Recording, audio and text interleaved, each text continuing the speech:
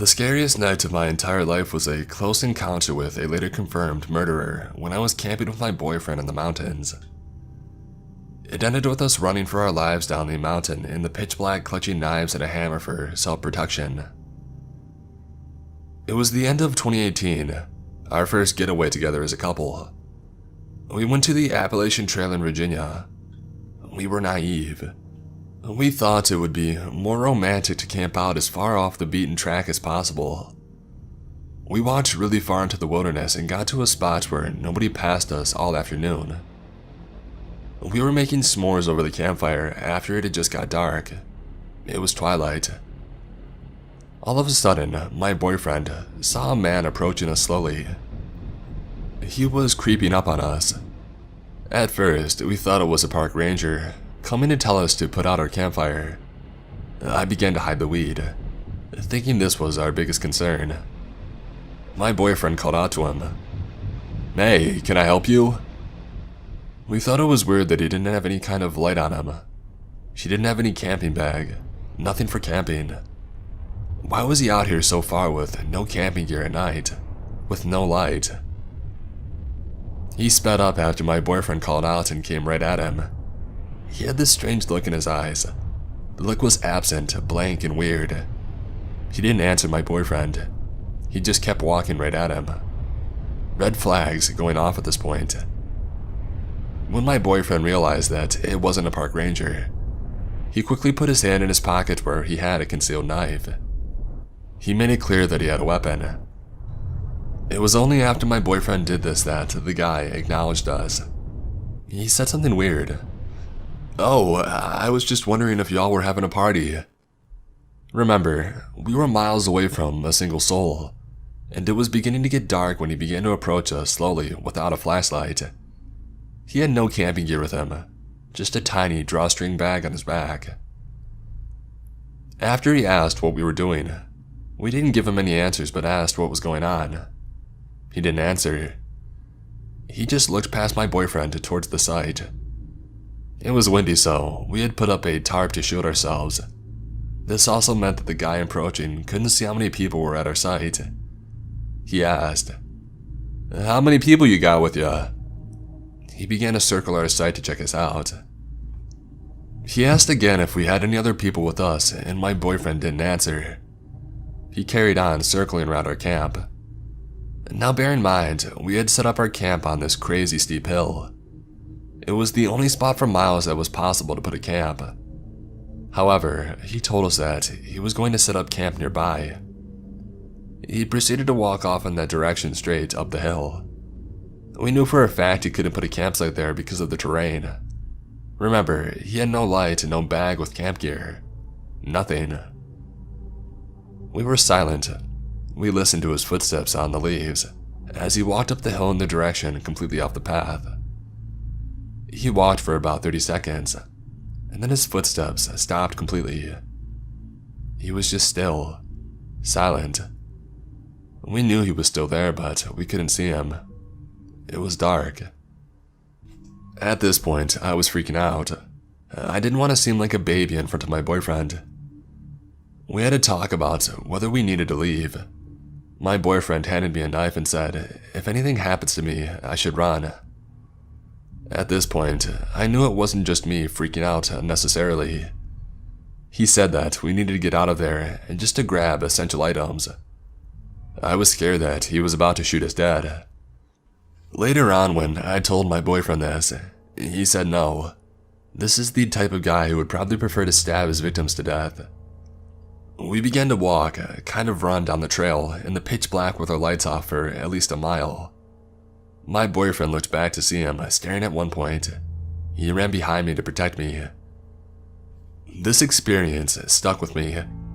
I still can't think of a rational or non-menacing reason why that guy was out there that night. I've tried. Now this was the end of 2018, but my boyfriend, now husband, and I were remembering it last night. I decided to type in Google if there had been any murders in the same place around the same time. And there was. A few months after our incident on the same trail, an unhinged man with crazy eyes approached some hikers at twilight as it was getting dark. He behaved in a deranged and aggressive manner before stabbing a man to death with a 17-inch knife. A woman he was with ran for her life down the trail.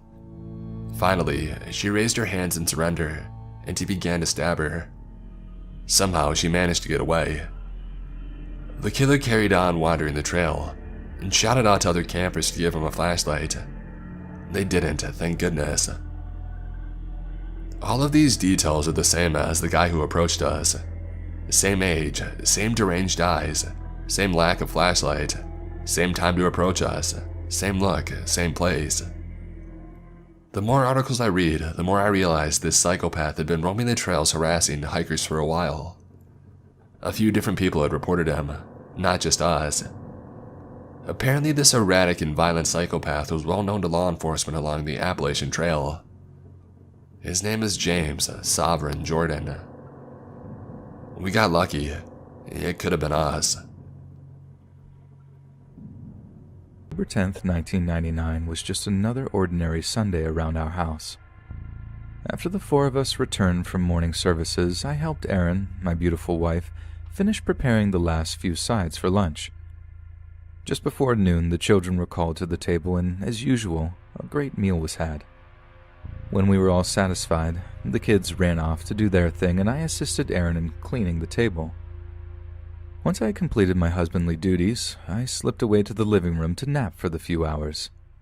Around 3:45, I was awakened by a phone call from my grandmother Annie, my dad's mother and the only remaining grandparent or parent on either side of my family.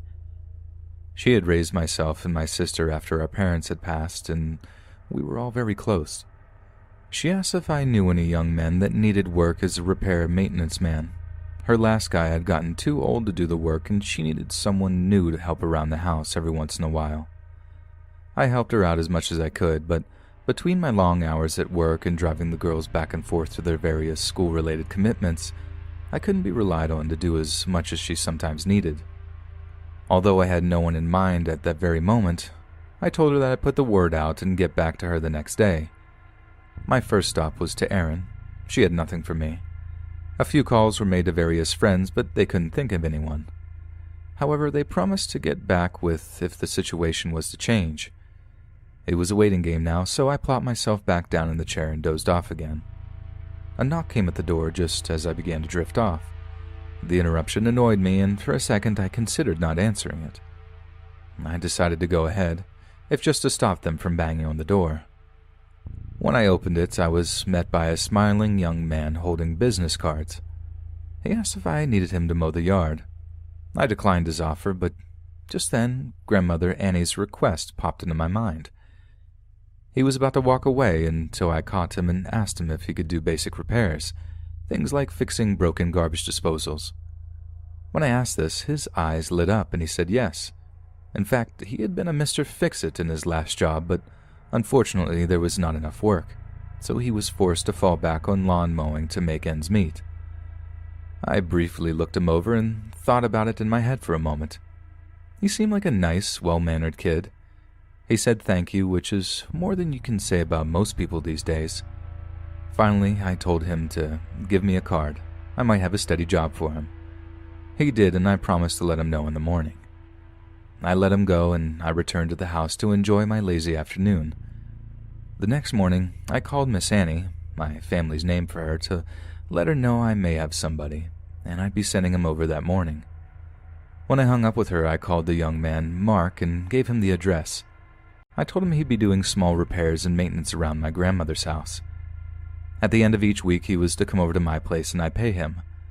Once the specifics were nailed down, he thanked me and went on his way. With that out of the way, I focused on the task in front of me and put everything else out of my mind. When I returned home that day, I rang Miss Annie up to see how Mark had done. Her report of his work was encouraging. She spoke on more than one occasion of how eager he was to do well and his great attention to detail. This news was very pleasing to hear and assured me I'd made the right decision. Life would continue as normal. That Friday, Mark showed up at 6 p.m. to get his money and thank me, once again, for the opportunity. Dinner was just moments from hitting the table, so I had to cut our talk short. I told him to come around about the same time next week, and he took off, with what I assumed was a song in his heart and a smile on his face. This routine would repeat itself for the next several months. However, as time went by, Mark's smile would fade, and his appreciation seemed to become more of an attitude of entitlement. He got to the point where he wouldn't even say thank you, or anything for that matter to me. He'd just snatch the money from my hand and walk away. While this behavior ticked me off, I didn't have to like him, as long as he did his job. I hadn't talked to Miss Annie for a while, so one Monday morning I gave her a ring to see how things were going. She said all was well, but I could tell from her voice something was bothering her. After a few minutes of coaxing, she admitted that Mark hadn't been doing his job as well as he had at first. Once a month or so had passed, he began making comments about money and not getting enough work. Since I was the one paying him, she had no idea how much he was making, so she said nothing. I assured her I was paying him plenty, enough money for a full-time employee as a matter of fact. He had no reason to complain. When she mentioned he would get angry toward her and it scared her, I became a little concerned. Just to calm her fears, I told her I would talk to him that Friday. Even after we hung up with one another, her remark about being scared continued to eat at me. Miss Annie was very special to me, and the idea of her being afraid made me mad. I was determined to nip his behavior in the bud, but it became a problem, but I had to make sure I did so with a clear and calm head. Anger would only serve to exacerbate the situation and breed bitterness between us. I'd cooled off by the time Friday came around. In fact, I was in a pretty good mood. Spring was just beginning to rear its head, and I was looking forward to more sunny and warm days. Mark arrived at the usual time and had the now common scowl across his face. He attempted to snatch the cash from my hand, but before he could, I stopped him and said we needed to talk. He said nothing as I spoke, just stared with an annoyed look. I finished and asked if we had a problem between us and made sure to express how serious I was. All he could say was no and assured me we were cool before he slowly reached out for the money and pulled it from my hand. This time, he at least said thank you before walking away quickly. I couldn't be positive, but things seemed to be clearer, if not better. I wouldn't know for sure until I spoke to Miss Annie that Monday, but I felt optimistic about it. Things at work were very hectic that Monday, so I wasn't able to call Miss Annie until later in the day. Strangely, I got no answer, but figured she was out or busy and I could try again later. Work got busy again, and it was not until I clocked out that I could call her back. Once again, no answer came, but I decided to let it go until the next day. Tuesday morning was much quieter around the office. I had plenty of time to make a call. For the third time, she didn't answer. Now I was becoming scared. So I contacted the police and asked if they could do a wellness check. Miss Annie was almost 80 by then, and the chance of falls were high in people that age. I was told they would and to call back in a few hours. However, it was they who called me back. The tone of the officer's voice uneased me, and he seemed to be dragging out things. This made me mad. I was already on edge from worry. Although I'm not proud of it now, at the time it was understandable. I yelled at him to spit it out, so he did just that. They had done the wellness and found Miss Annie dead. This was unexpected but not shocking. Assuming she died of a heart attack, I asked what the causes were. When he told me that she had been murdered, I blanked out for a minute. Never in my wildest fears had I expected to hear those words. He had to yell out a few more times before I responded, and even then, I felt like I was in a fog. This stuck with me for about an hour, but once I had to tell my family the news, the weight of it knocked me back into reality. The only information the officer could give me at the time was that she appeared to have been attacked by one or more people with hammers or blunt objects. If I would have had my wits about me then, the second I heard the word hammer, I could have told him who it was. But that didn't turn out to be required.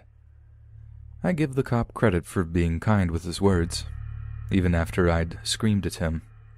He could tell from my hemming and hawing what I wanted to ask, and assured me that there were no signs that she had been messed with, if you catch my drift, and I thanked him later for this. The rest of the family took the news almost as hard as I did.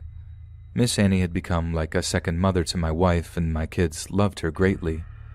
We'd become very dependent on her after we relocated here, and the thought of her not being around was agonizing. It took a day or two before I remembered Mark and gave him a call. I didn't answer, but after I left a message to contact me ASAP. The longer I thought about it, however, it struck me as odd that he hadn't called me. The first day he received no answer at the door. He should have called me. My confusion would grow into full-blown suspicion once I discovered two important things.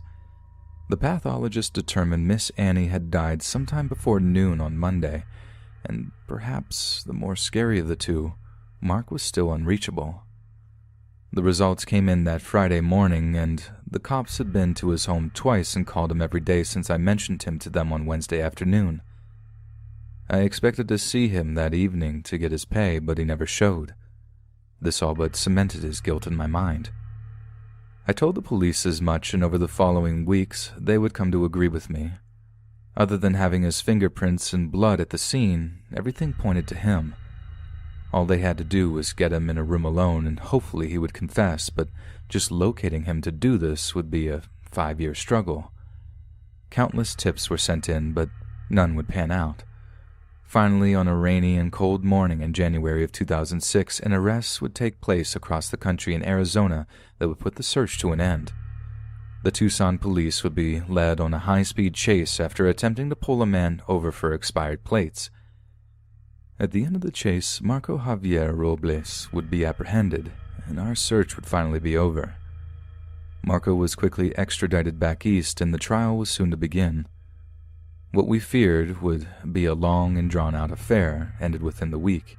The district attorney had offered him a very generous plea, and after a strong recommendation from his attorney, he agreed. He'll have to do at least 25 years, but after that, it's up to the parole board. If I have any sway in the matter, I'll do my best to see that he dies in there. We were left with only one question. Some would say the most important one, perhaps. Why? As a stipulation to his plea, Mark was required to tell why he committed the crime, and in full. According to him, Miss Annie had become very demanding, and he felt he wasn't being paid enough to put up with it. He had been planning on hitting me up for more money once summer came along. However, when he found out she had told me that he was unhappy with his pay, in his eyes, his chance for a raise was ruined. That Monday morning, he was angry about this and confronted Miss Annie about what she had said, and a fight broke out. He claimed she grabbed a poker from the fire set and hit him. In self-defense, he struck her with his hammer, but only did so once. His intent was never to end her life, only to make her stop. Unfortunately, it did just that and more, and my family will never be the same because of it. A less rational man than myself would probably put some, if not all, the blame onto myself for hiring the guy. I, however, am not that man. No one else but Mark is responsible for Miss Annie's death. Any other conclusion would be foolish and a desecration to her memory.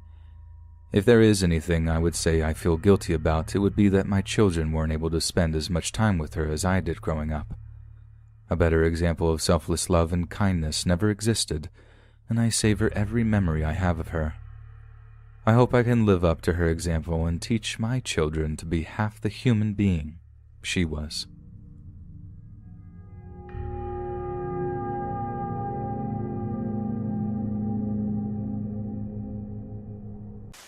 I'm originally from Arizona, but I grew up in Nebraska, in a small town about an hour south of the South Dakota border.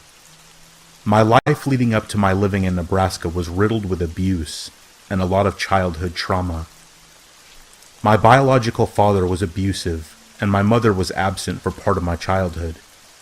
I am also bipolar and take daily medication to make my quality of life better because of what happened to me as a child.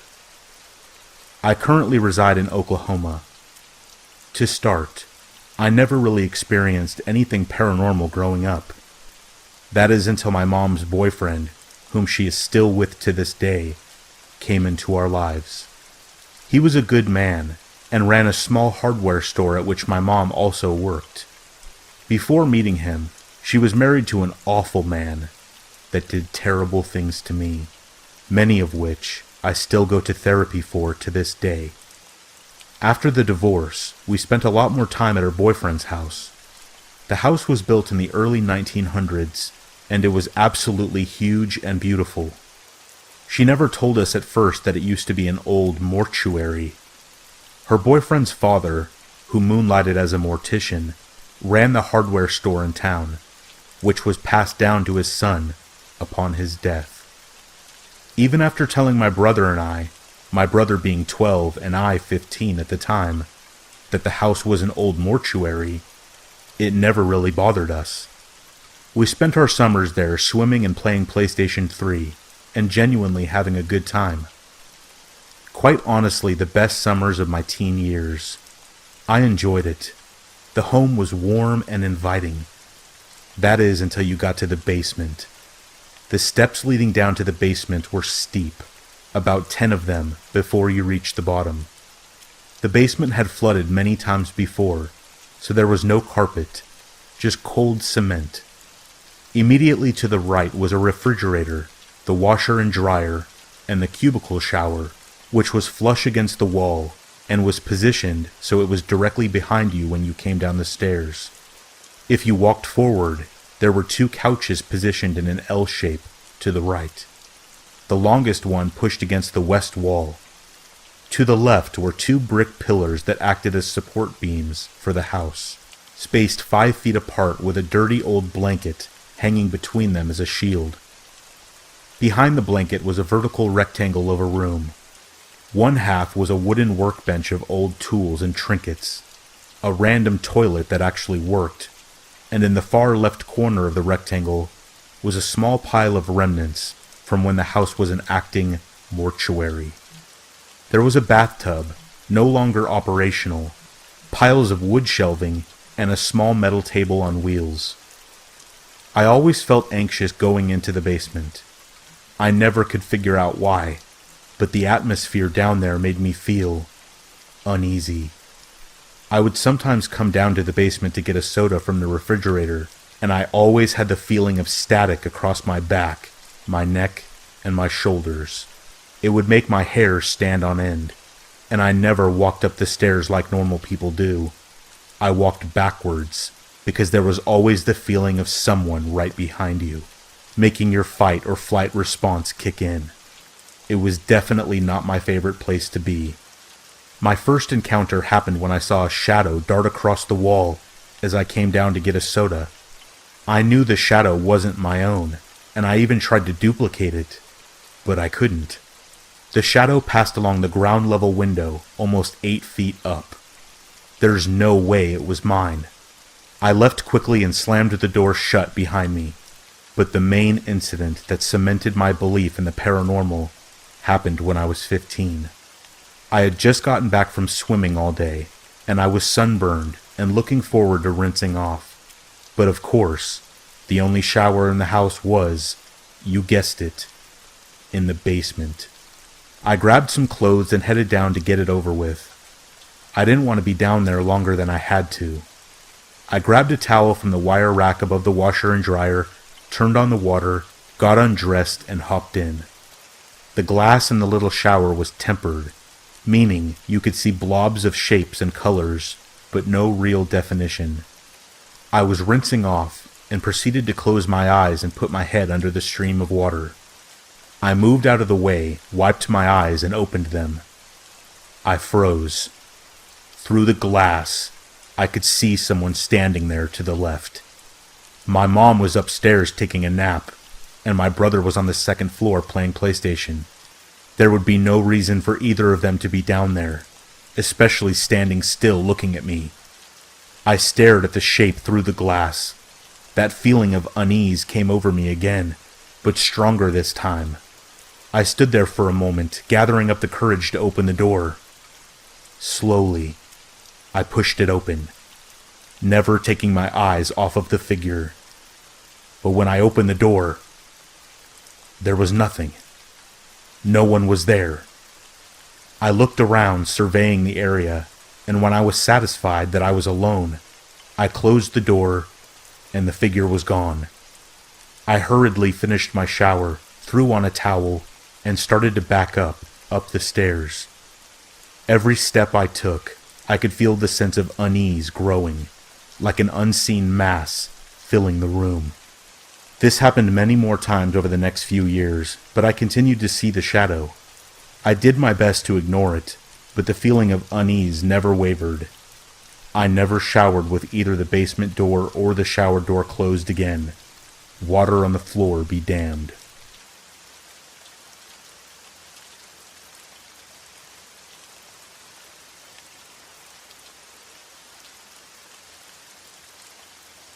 When I was little, like 6 or 7, I had dreams that I would wake up late at night and see my mom smiling and standing in the darkness of my bedroom, watching me sleep. I would call out to her, but she couldn't hear me.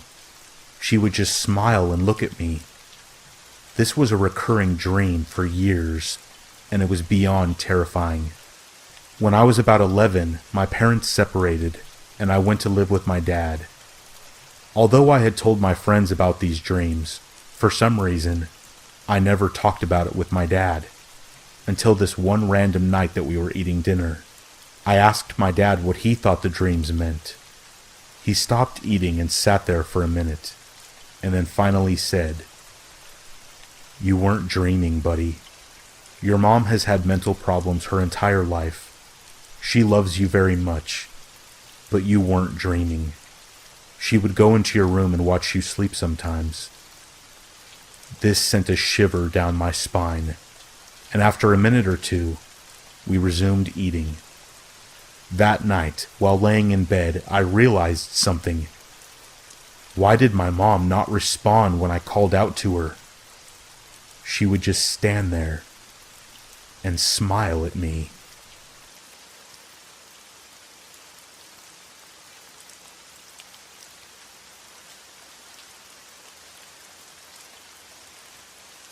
The time this story happened was only a year ago, me being 15 and living with, at the time, just my mom and my 10-year-old brother.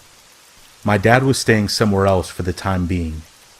At this time in the story, we were moving from house to house, financially not very stable, but getting by. We had found a house conveniently right next to one of the largest cemeteries in town, and I didn't mind it, but both my brother and my mom found it creepy. The house had 3 stories if you included the basement. Something about that basement scared me. It always felt like something or someone was down there, and that whole year we lived there, I never stepped foot down there. Not once. To give some context, my room was upstairs. There were 3 rooms up there, and I'll tell you how it looked for the sake of the story. There was the staircase that went up to a landing, and then a smaller staircase leading to the 2nd floor. My room was the first thing that you saw. My brother's room was to the right of it, and the extra room was to the left. My mom kept the extra room locked, saying that it was unsafe to be in there. Everything about this house felt wrong. According to both of my parents, the house was extremely old, being built in the 1800s. It was freaky. All the doors had those creepy old keyholes, and the way that the house was structured seemed unnatural and weird. The turns and placement of rooms was odd, only making the house seem creepier. I never minded it until this happened. I had been texting my friend Chloe before deciding to set my phone down and finally get some sleep. I don't remember what time it was, but it was late. I fell asleep rather quickly, being worn out from school and stress. However, I'm a light sleeper. Any noise could wake me up. I was turned on my side facing the wall when I heard the loud creaks of the stairs.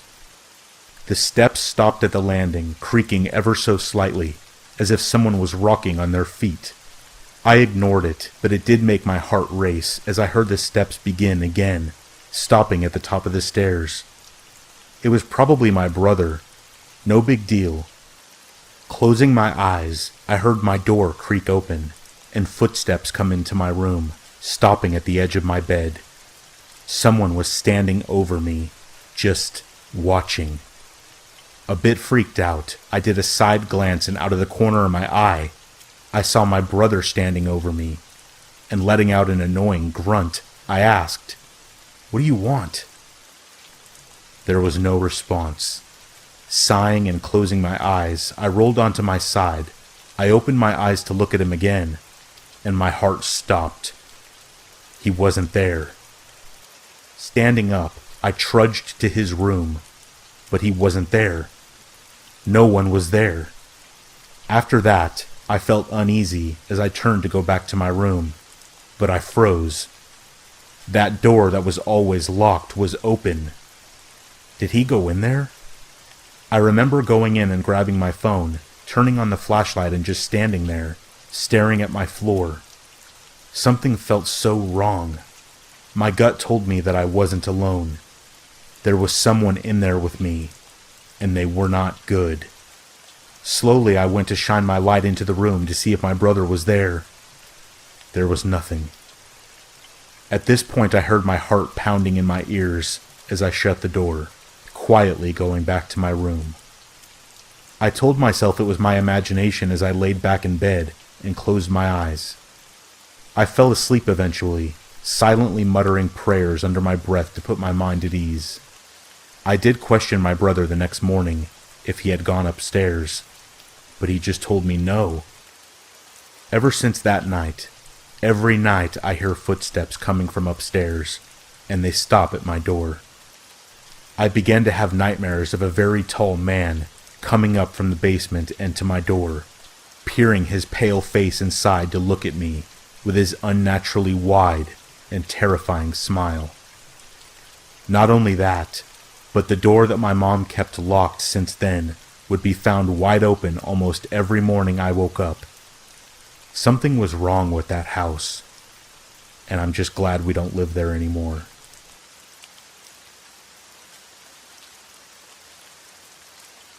When I was 14, I was sent to a mental institution.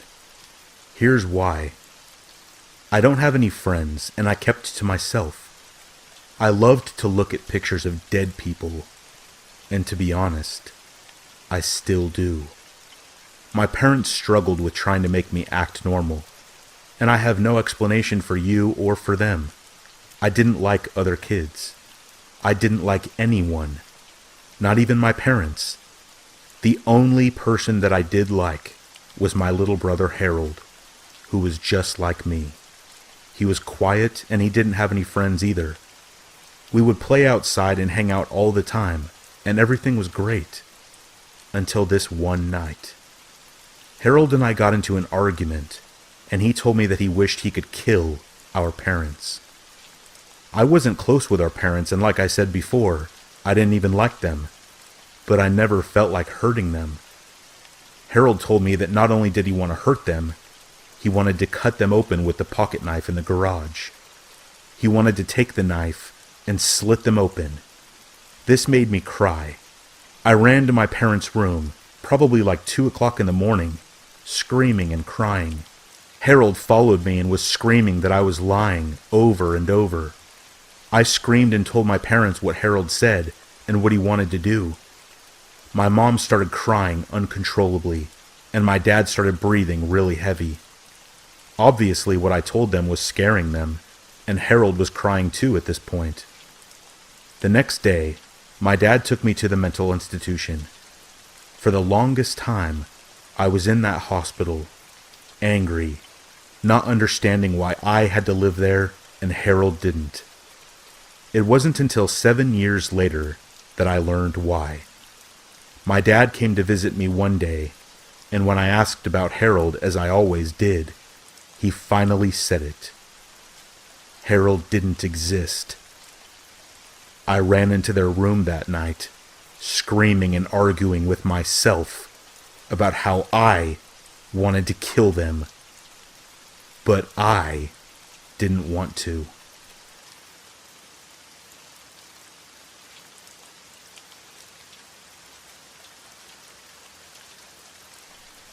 This was out of this world, insanely scary. Please forgive the short length. Not much happened.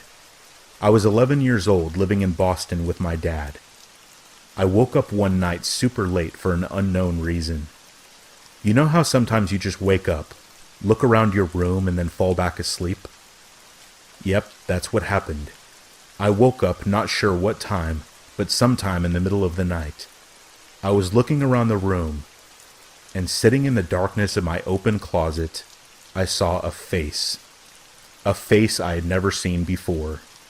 Someone was sitting in my closet looking at me. The ability to move my limbs completely left me. I was frozen. I stared at this person for what felt like an hour. Trying to remember now, I'd say it was really only about 20 seconds. Whoever it was reached their arm out of the darkness in front of them and slid the closet door closed, looking into my eyes the entire time. The door closed, and I lay there frozen for probably another 20 seconds. And then I realized I had to leave this room. Obviously, there was no way I was going to go back to sleep. I got up as silently as I could and walked out of my bedroom, which the door was cracked open. I ran to my dad's room and went inside.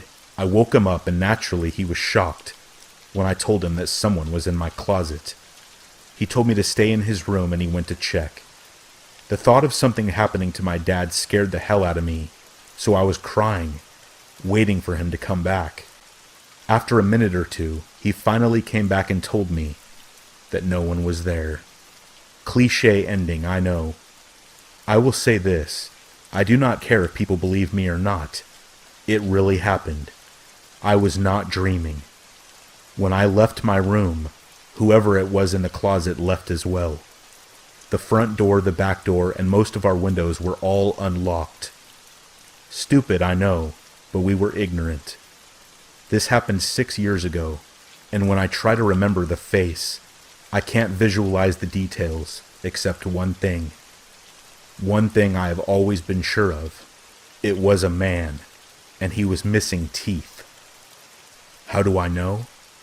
Because he was smiling at me the whole time.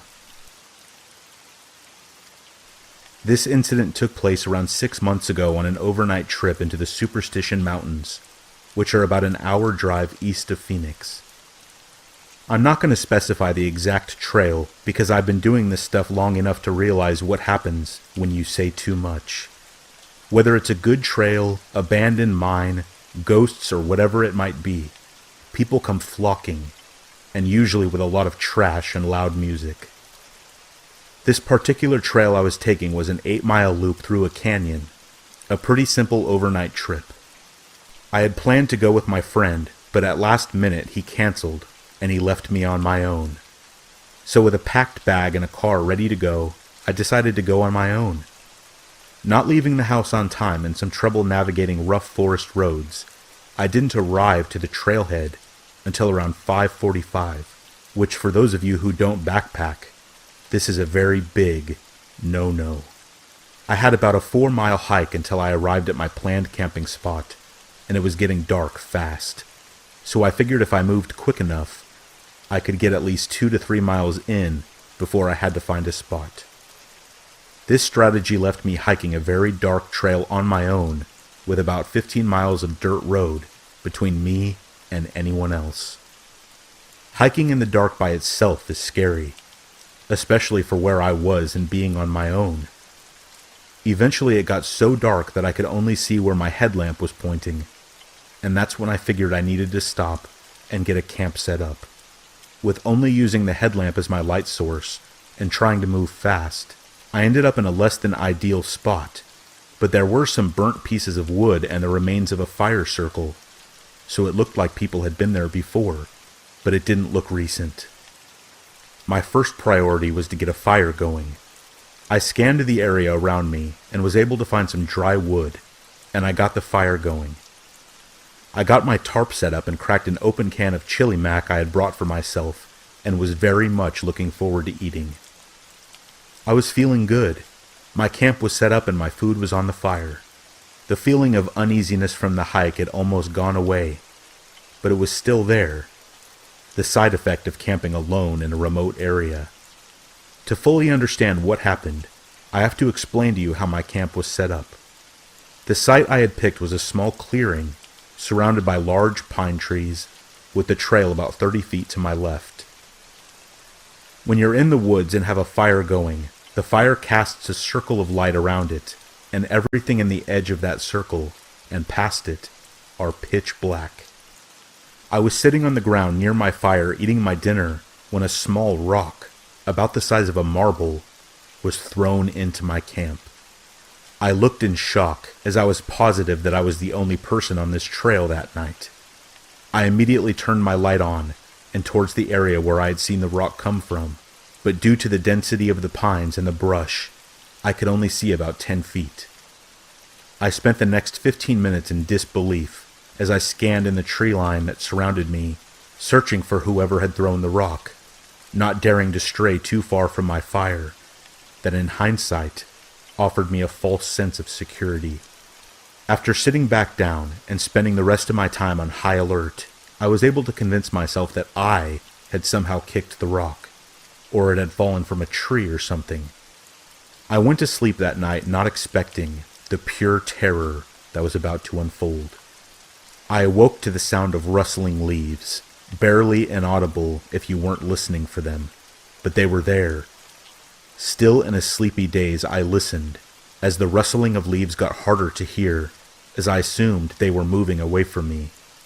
I went to grab my handheld flashlight that I had left next to me when I had fallen asleep, but the more I looked, the more scared I got as I came to realize that it was no longer there. I stood up in my sleeping bag and ducked out of my tarp and looked around. I was able to see a light off in the woods. It couldn't have been more than 15 feet away. It was my flashlight, laying on the ground in a pile of leaves. This is one of those few moments in my life where I've almost crapped my pants. The flashlight that I had left sitting right next to me when I had fallen asleep a few hours ago was now 15 feet away, in the tree line of the woods. I hurriedly slipped my boots on, clutching my knife in my other hand and keeping my head on a swivel. I weighed my options: stay here and wait out the night, or attempt the 3-mile hike back to the car in the dark. I figured that whoever was out there with me was definitely going to have a better advantage if I was out on the trail without a light, so I decided to stay at the camp and wait out the night. Eventually, whoever it was came back. I could hear them walking around the woods. It was far off, but I could hear them. It sounded like someone leisurely walking by, like they were on a stroll, without a care in the world.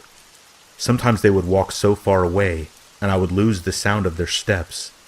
But then, an hour later, maybe 2, they would return, still faint. This went on for 3 or 4 hours until I listened to the steps get closer and closer, until they were about 7 feet away from me. At this point, the fire had gotten very small, as I had run out of wood in my pile. The footsteps stopped, and everything went totally silent. I sat there still, for 2 hours, clutching a knife in my hand, and prayed that I wouldn't hear anything else. I stayed like that until the sun cast enough light that I could see that I was alone in my campsite. I packed my things and speed walked the 3 miles back down the trail I had taken.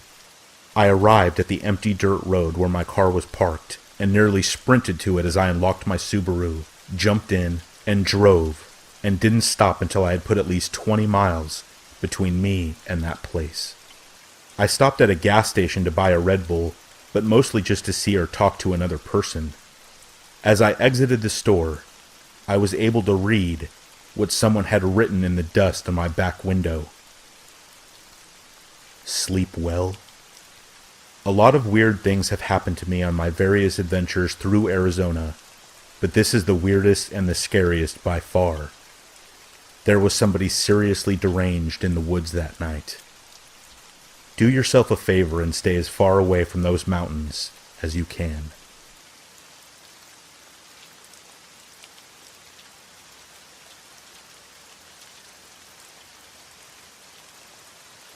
I've heard a lot of stories here, in which individuals have discussed some of the most scary and horrible things that have happened to them in their lives. A lot of them have sounded like they were very traumatic at the time in which they occurred, but a small amount wasn't even half as bad as the person thought it was. I'm sorry, but if you have to get therapy for the rest of your life because your boyfriend slapped you, you have much bigger problems than your choice of men. I don't want to be mean, but many people make things into being far bigger than they really are. Half of the things I've heard recently have been the textbook definition of first world problems. If you want to hear a recounting of a real horrible event in which I was involved, pay close attention. At 16, I was emancipated from my parents because of repeated abuse suffered by me and my sister. While my sister, who was only 12 at the time, was sent to live with our aunt, I moved into an apartment with my boyfriend. Despite it being terribly hard to find a job at that age to pay my bills, I did it, and I don't mean by selling myself like many of the runaways and the street girls I had met. Even though it meant we didn't get to see much of each other, my boyfriend's job at his family's company allowed us to live a stable and happy life. A life far better than I'd ever known growing up. My 17th birthday was the first year I'd ever received an actual present that wasn't purchased at a dollar store or shoplifted from Goodwill. My only regret at the time was that I couldn't bring my sister along with me, but the judge felt I was too young to handle such a large responsibility. I've been raising her for as long as I could remember, but he didn't want to hear it. August 14th of 2005 was my sister's 13th birthday, and I wanted to buy her something really special. A few days before her party, Brendan, my boyfriend, and I had a rare day off together, and he volunteered to drive me to the mall to get her a gift. Since he was the one doing the driving, we had to take his beloved BMW M3 that his dad had bought him for his 16th birthday. There were many times I truly believed that he loved that car more than me, but the pettiness of thinking that made me ashamed. He dreamed his whole life of owning one of those cars and had been working any job he could get since he was 12 to save money for one. He'd no doubt earned it, but this fact was sometimes lost on me. Any of you ladies out there who has a man that seems to love his car more than life itself will hopefully understand the petty jealousy I often felt towards his. It wasn't out of the ordinary to have guys approach him and tell him how cool the car was. I think he liked the attention the car got, and it got him. The second we parked, I could tell the two men were lusting over the M3. It became very obvious quickly that I wasn't what they were eyeballing. I continued to watch their focus, and it never broke from that car for a second. Unfortunately, the two stores I checked didn't have what I needed. Brendan and I stopped to have a slice and then headed back to the car. As soon as we exited the mall, we saw the two guys I'd noticed earlier standing around the car like they were waiting for us to return. The time was approaching 9 p.m. and it was already getting dark. The parking lot was almost completely empty. As we got closer to the guys, I started to get a weird vibe from the two. Their body language was tense and unnatural, and as they spoke to each other, they would laugh in an obviously uncomfortable manner, almost like they were attempting to soothe their nerves. I assumed this was because they were a little younger than Brendan and nervous about talking to him. When I got to the car, I went around to the passenger door to get in like normally. Brendan said hi to them and asked if he could help, in a friendly manner. The taller of the two asked him if the car was for sale. None of the guys came off as aggressive in any way at this point, and Brendan was never anything other than respectful to them. He didn't have to think about the offer. His answer was a brief, matter-of-fact no. Thinking it ended right there, he began to turn his back and get in the car, but apparently that wasn't good enough for the guy, and he must have felt Brendan should rethink the offer. He grabbed Brendan as he turned. "Hey, don't turn your back on me. I wasn't finished talking to you. The rich boy thinks he's too good to talk to us." When he said the last part, he was facing his friend. Being no stranger to people with aggressive attitudes, a sick feeling grew in my stomach. Brendan did his best to defuse the situation, but it quickly became clear that the dude wanted a confrontation. Once more, this time around in a far more aggressive manner, he asked Brendan if he wanted to sell the car, and once again, he did his best to decline the offer in a friendly way. Then the guy changed tactics and demanded that Brendan give him the car. When he said this, I started to feel very scared. This idea must have struck him as insane because when Brendan heard it, he began laughing uncontrollably in the guy's face. His expression showed just how angry Brendan's reaction made him. This was when he pulled the gun and stuck it in Brendan's face. My body began shaking the second I saw it. Now it seemed we were getting to the actual goal of this exchange. We were going to be robbed. I glanced over at the other a-hole standing at the back of the car. His rotten teeth-filled smile made the bile rise up from my stomach and into my mouth. Just the taste almost caused me to vomit, but I managed to stifle it back. His buddy with the gun told Brendan, through gritted teeth, to laugh in his face again. Wisely, he didn't. He attempted to de-escalate again by trying to reason with the guy. He told him that the car wasn't actually as great as it looked. The fact was that it cost a lot of money to maintain, but the guy said nothing. I saw Brendan's expression change at this point. It was a look I'd only ever seen once. He was terrified and knew he was in trouble. This desperation caused him to do something very foolish. When the guy looked back toward his partner, Brendan grabbed for the gun. They began fighting for control of it, and soon fell on the ground out of my sight. I was afraid the guy's partner would rush to help him, so I rushed him instead. It didn't take long for him to throw me off. Just as I landed, I heard the shot. It made me jump. I had to see if anyone had been hurt. When the guy with the gun ran past me to his car, followed by the other, a horrible feeling came over me. Even before I'd seen him, I knew Brendan had been shot. Honestly, I was too terrified to look, but I knew I had to. What I saw would take away my will to live for many years to come. He was lying flat on his back, writhing silently in pain and staring hopelessly into the starless sky. I shuffled over to him as fast as possible in a vain attempt to stop the blood pouring from his stomach, doing my best to make his end as peaceful as possible. I held him and sang quietly to him as he slowly bled out of my arms. I'm not really sure how long we stayed there. Does it really matter? I'm sure he'd already been dead for some time when the ambulance and police showed up. Those monsters ended his life for this stupid car. In the end, didn't even bother to take it with them when they left. What a waste. If anybody reading this cares about what happened to the two guys, I have 2 words for you. Not much. The shooter was able to cut a deal on a lesser charge and is scheduled to be released sometime next year. As for his little buddy, his age at the time and it being his first conviction was taken into consideration. The yuckmouth sleazoid only served 5 years with an additional 10 of probation. If you've done the math, you realize he'll be free and clear himself soon. No 2 men in the history of crime got off so easily. If I would have been born a man, I would have committed a crime just in the hopes I'd be put in the same place as one or both of them, so I could break a shank off into their guts and watch them bleed, just as I had to watch the only man in my life who has ever treated me with respect or love. It's painfully clear that I still have a long way to go before I'm able to put this behind me, if I ever can. If you've made it this far, then maybe you can now understand even a little why I've criticized some of the other submitters of these stories. However, maybe due to my stubborn determination to deal with Brendan's death myself, I've ruined my chance to move beyond it. Perhaps then, getting to the place in my life where I'm able to share this story with another person was assisted by those very same people I criticize. I'm still not sure. The last 14 years have been a long series of ups and downs, and I'm still very confused about much of it.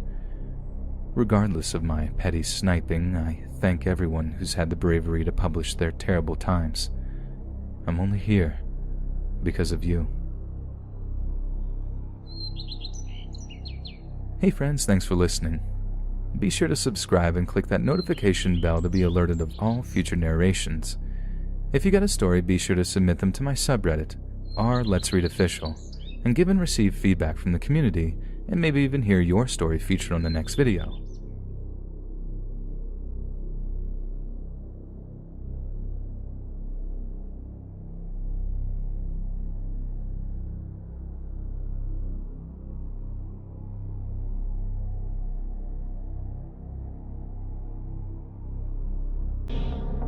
My friend and I both planned on watching our high school basketball team playing a really big tournament game.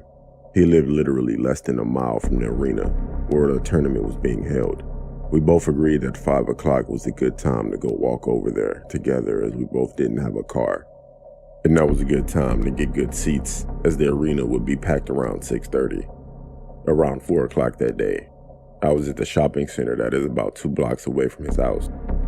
4:35 rolled around, and I started to leave the shopping center and walk my way over to Shane's house. On the way there, I had the sudden urge to piss, and I didn't know how much longer I could hold it. It felt like an eternity, but I arrived at his street at 4:45, and I felt like my bladder was about to explode. As I got there, I realized how spaced out the houses are from one another, so finding a private place to urinate seemed impossible. However, I finally found a very large bush in front of a house that was for rent around half a mile down from Shane's house, and I looked around for anyone that would be standing around. Nobody was there. Relieved, I began to use the bathroom. I hear someone from a short distance walking. Embarrassed, I quickly zipped my pants up and looked back. It was an older man, probably around mid-50s to early 60s, about 5'8" and 150 pounds, wearing an outdated style pair of overalls and a red baseball cap. He was staring at me intensely, as if he were mad at me for some reason, while walking in my direction. I began to walk in the direction of Shane's house, which was the direction that the man was coming from, and I was passing him. I realized that he had 2 little boys with him, both around the ages of 10 to 12, along with a dog that was attached to a leash. I didn't think much of them until I heard a door swing open aggressively and someone yelling, "Hey, come back here." I looked back and saw that the man was armed with a rifle. He started running toward me, and I instantly started running faster than I thought humanly possible. He was about 2 car lengths behind me, and I could see Shane's house coming up. I looked back and saw my life flash before my eyes when I saw him starting to point the rifle at me and fire a shot that barely missed my left side. I yanked Shane's door open and slammed it shut, locking it in the process. Shane came running from his room, asking if I was okay and what happened. I told him everything while out of breath from running so much, and he was freaking out.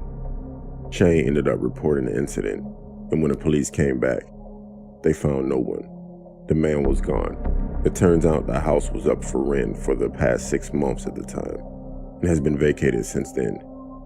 I gave them a description of the man again, and that was that. Surprisingly, Shane wanted to go to the basketball game anyway, but I didn't want to go anymore.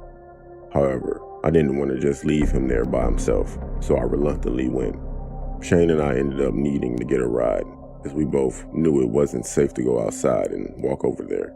It was getting a little late out there, and friends were waiting for us to show up at the arena.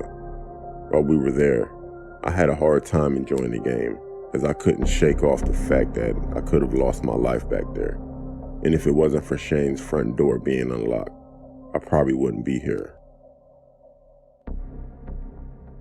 My name is Nicole, and I'm 16 years old. During my freshman year, I would walk to and from school. I didn't take the bus because I got bullied a lot, so I walked to help clear my mind and just relax. I took the same path every day, which was passing by some old buildings, a daycare, and an empty parking lot. I did that a lot for about 5 months. I was leaving my apartment and walking towards the back of the buildings, as it was faster, when I ran into this man. He looked to be in his late 20s, had a white shirt on, and was bald. He said hi and be careful. It was pretty random, but I blew him off. I kept walking for about 5 minutes and I got to the old buildings, and a white truck pulled up next to me. I turned and I saw it was the same man. He asked me if I needed a ride and I said no. He said, "Are you sure? I know you go to that school down the road and in the 10th grade. It won't be a bother." And my heart sank. I'd never seen this man in my life, and he knew what school I went to and what grade I was in. I declined again and he drove off. I didn't tell my mom about the incident. I just kept walking to and from school. A week passed and I saw him again by the old buildings. It was foggy and raining outside, and he pulled up next to me in the same white truck. He rolled down the window and asked, "Do you need a ride, sweetheart? You're going to get all wet." And I said no thanks and continued to walk faster. He started to follow me and kept saying things like, "Come on, it's cold, and I know you don't want to walk out there. It's just a 2-minute drive, you'll be fine." I turned and told him to leave me alone, and that I had to get to school. I guess me raising my voice and saying what I had to say made him mad. He put the vehicle in park and opened the door. My heart sank and I froze. I couldn't run. I couldn't speak. I was in shock. He started walking toward me, and then an old man walked out of nowhere and said, "Hey Cassie, I didn't see you all day yesterday. You didn't show up for work and I was worried. Can you help me with something really quick?" It was the man from the store. I understood what he was doing. I turned and the man with the white truck ran back to his truck and took off. I started crying as the old man told me he had saw what happened and had to spring into action. I thanked him and called my friend to drop me off at school. Later on that day, I had forgotten about the incident until my teacher pulled me out of class. He told me that when he was driving into work, he saw what had happened and how the man had been following me. He took me to the front office and had to make a report and call my mom to inform her what happened. The police said they would look into it, but they never found the man. I would have given them the plate number, but at the moment, when it all happened, I hadn't thought of that. I'm a sophomore now, but I don't walk to school anymore after that. In fact, I don't really go outside of my apartment at all. I often think about what would have happened if that old man never came out the store, and what the guy in the truck would have done to me. I'm 25 now, but this story happened when I was 16. I was camping with my dad and my twin sister at Cross Lake, Alberta. We will call my sister Mary and me Tilly. Mary and I are not identical. She is taller, blonde, has dark blue eyes and tan skin. I'm shorter with icy green eyes, fit and not as tan. It was midnight when Mary and I went looking for an outhouse to use before going to bed. We were walking down a path with a lantern when we saw another light heading toward us. We walked past a guy that looked to be in his late 20s, giving us a smirk. We chuckled as we continued down the path when Mary decided to look one more time. When she looked back, she saw him still standing there with the same smirk on his face, but this time it was more sinister. She froze in her steps, pulling my arm to get me to stop with her. The stare down between us three was so intense that I just wanted to go back to our campsite just so I could pee in the trees. What happened next made my heart stop. The strange man slowly started walking toward us. He then turned off his lantern so we couldn't see him. This made Mary and I run as fast as we could. We can hear the man's footsteps getting closer as he was letting out crazy laughs. The path we were on split off in two different directions. Mary turned right with the lantern and I turned left with nothing but fear. The path ended up taking me near the beach of the lake. I kept running until I can see an outdoor change room, where I ended up hiding. It didn't have doors, but I could see through the holes through the wooden walls by using the light from the moon. I sat there in silence for what felt like forever, and was convinced that he must have stopped chasing me a while ago. I took one more glance through the hole in the wall when I heard the man's voice behind me say, "Don't be scared of me, Tilly. I just want to keep your eyes." I screamed and ran out of that room, but he caught me and threw me onto the floor. I was doing my best to fight him off. I was kicking, scratching, and crying, when unexpectedly I had dirt in my mouth. The man was trying to muffle my cries by shoving dirt in my mouth. He was then suddenly tackled off of me and began to gasp for air while being choked. I didn't know who was fighting off my attacker, but I didn't want to stick around to find out. I ran out of the change room and seen a few flashlights heading in my direction. I came to a halt when I saw Mary running out of the group towards me. Mary and I kept our distance while we seen the mob of people screaming, attempting to peel off the hero from my attacker.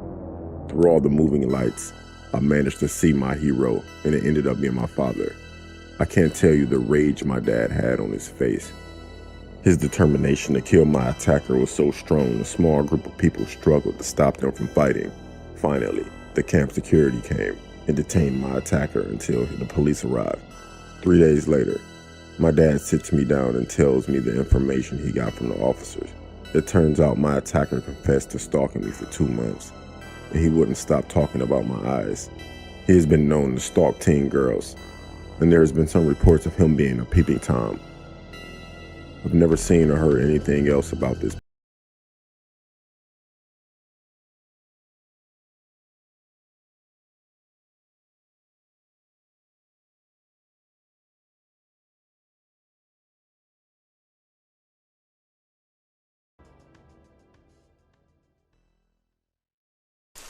This happened in 1996. I was in my mid-20s. For quick background and setting, I am a female and I was living with my parents at the time. This was prior to smartphones and I did not have a cell phone of my own. My parents' home was on a residential street in New York State. Blue-collar neighborhood, commuting distance to New York City. We lived down the street from an industrial area. A few old factory buildings that blended in with the houses and ultimately led to the town park and swimming pool, with the town dump beyond that. A strange mix of comforting suburbia and desolation. If you left my front door, went left down the block, and then hung a left at the first corner, you would be at the small gated entrance to the high school football field. The field was completely surrounded by a very tall chain-link fence with a few gated entrances. This small entrance was the only way to get into the field unless there was an event happening. The field was adjacent to the first of the factory building parking lots. I felt very lucky to be so close to the field because it had a track around it. The track ran directly around the field and separated it from the two large sets of bleachers. This was an old stadium, even in the 90s, and while the home bleachers had been updated to metal years before, the visitor bleachers nearest the entrance were still wood. The track was dirt. It was softer on the knees than concrete, so I liked to nip down there in the morning before heading to my train and do a quick 2 or 3 mile run for exercise. I usually had the track to myself in the mornings. Of course, lots of days I didn't make the morning run, so if I got home before sundown, I would head down and run in the evening. The evenings were different, usually more populated. This particular evening, I was really pushing the daylight, but I wanted the exercise. It was summer, so I want to say it was around 7:30 or 8, but getting more toward dusk. There are the usual neighborhood guys playing soccer on the field, and 3 other folks on the track walking or running. A middle-aged man, an older woman, and a woman a little older than me in a pink running suit, or maybe just pink sweats and hoodie. I was feeling annoyed because it had rained and the track was not in great shape, so there were still muddy patches and uneven parts. It was hard to keep your pace when you had to dodge them, along with watching for other people. I was wondering if the other people on the track had been there a while. Maybe they would finish up, so I could have the track to myself? That would be perfect. I was getting into it, listening to my music, and after 3 or 4 laps I looked around to see that the older woman and the middle-aged man were gone. Yes, just the soccer guys and the pink lady now. I was doing my best to keep away from her on the track. The soccer guys started to gather up their stuff and walk off the field toward the gate, at the corner by the old bleachers, dispersing back to their homes. It's just me and her now. I glanced back over my shoulder to see where she was. She was closer to me than I had thought she should be, so I picked up the pace. She can't have much longer. Maybe I'll get my last mile in peace, I think. Then, I see she is gaining on me. She's picking up her pace, and I notice she is looking at me. She's looking at me expectantly, like she wants something from me. Do I know her? I really don't want to get into a conversation right now. I go a little faster as I'm passing the home side bleachers. She breaks into a full-on sprint and is suddenly on my left, reaching out to grab my arm. I'm startled. We both stop in our tracks, and I pull off my headphones. She leans in close and says low and slow, "I was going to leave earlier, but you were still here, and I didn't want to leave you alone." Oh, great.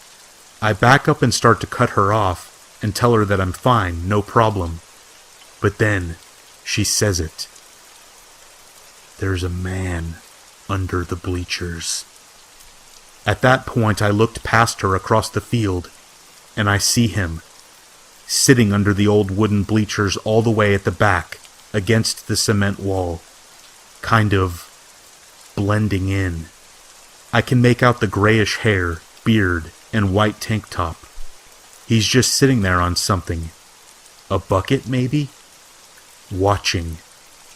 I can't stay any later, she said quietly. I have to go. Be careful. She starts to walk away. Thanks, I said. I'll walk out with you, because I have nothing to prove, and I'm going to cut my run short tonight. As we headed out of the gate, keeping an eye on the bleachers, she said something that stuck with me.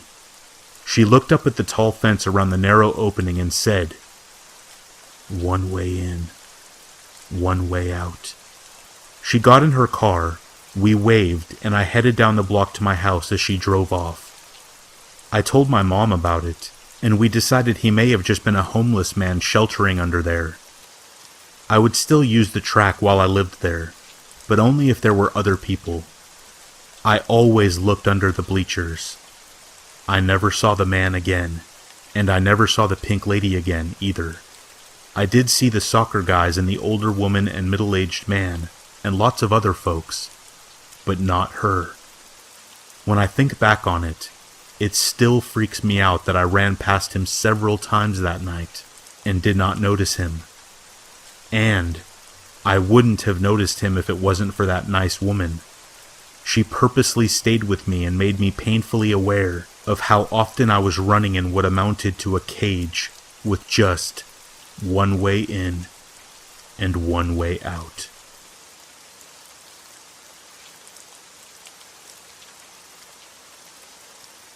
When I was growing up, I lived in rural Alabama, about 30 miles north of a place called Mount Pinson. There really wasn't anything around, just houses. Nothing like a neighborhood in the traditional sense. No stores, nothing. We had one police officer, and he was pretty friendly. He was my best friend's uncle. He would often let us ride around with him because nothing really ever happened. There wasn't a recorded murder or anything beyond someone being drunk and a public nuisance. He didn't even arrest people for that. He would just ferry them home. We had this lady who was all alone. Her husband had died a few years earlier, and she was very lonely. She called this one cop over everything. If some kids were in her yard playing, she would call this cop, saying she was being harassed. She did it because she was lonely and just wanted the company. No one could figure out why she wasn't just nicer to the kids or anyone around the neighborhood. One day there was this new kid kicking around near this little spot that we liked to hang out. It had a nice climbing tree and a rope swing. My friend and I, being interested in this kid, introduced ourselves. He told us stories of living in a big city and how fun it was. We were mesmerized at the time. He taught us some new games to play. We generally had a good time. Unfortunately, his father was a real jerk. It turned out this kid was the mean old lady's grandson, and his father had lost his job and went back to stay with his mom while he recuperated. Since the kid was around, she had warmed up a little to us and would invite us over for snacks and stuff. We obliged, being kids, because we were always down for some free treats. One day, the new kid never showed up to our little spot again. We figured he was busy with his grandma and was just doing other things. A couple of days went by, and my friend told his uncle. His uncle said that he would take a look. He let us tag along because he never imagined anything weird happening. It took about 10 minutes to make it up the windy dirt road to her house. It was quicker just to walk through the field. It took maybe 2 minutes to do. Well, we got up there, and he instructed us to stay by the car, and we obliged. He knocks and knocks. No answer. Their car is there. He knocked again, this time louder. No answer. So he circled around to look in the back. My friend and I decided to try knocking ourselves. It didn't seem like a bad idea at the time. We went up to the door and knocked. Nothing. My friend grabbed the doorknob and turned it, and I asked him what he was doing, and he pushed the door open. We both almost threw up instantly. It was like the smell was a physical force and pushed up against us. It was so vile. You can't even imagine. My friend's uncle made his way around, and when he got to the porch, by the smell, he knew immediately what had happened. He instructed us to go to the car and wait. He went inside to look around, and then came bolting out of the house and threw up on the grass. He had tears in his eyes. Not like he was crying, but because he had just seen something that nobody is supposed to see. He went to his car to contact someone. My friend took off, and I went after him. He was intrigued, and so was I. I felt a little more bolder following him in. We tiptoed inside, and the first room was completely clean. Nothing to see. But then, we walked into the kitchen and saw that the kid was stuffed into the oven, burnt. He had clawed at the glass front of the door and actually scratched it. You could see his hands, his face. It looked like he was still alive, trying to get out. My friend and I just sat there, in complete shock, for what seemed like eternity. It was so surreal. My friend's uncle snapped us back to reality as he came running in the house and grabbed us, screaming, yelling, telling us never to disobey him again. He took us both outside, and we just sat there. The entire evening we didn't say a word to each other or anyone. My friend's uncle dropped me off later. I never saw my friend again. The uncle said that he couldn't handle it and went to live with some family members in the city. My family moved a year later. I've never been near that house again. The uncle ended up drinking himself to death because of depression. A farm that was near that house ended up having some sort of infestation, and they lost all of their crops. This weird circle of death seemed to expand around that house.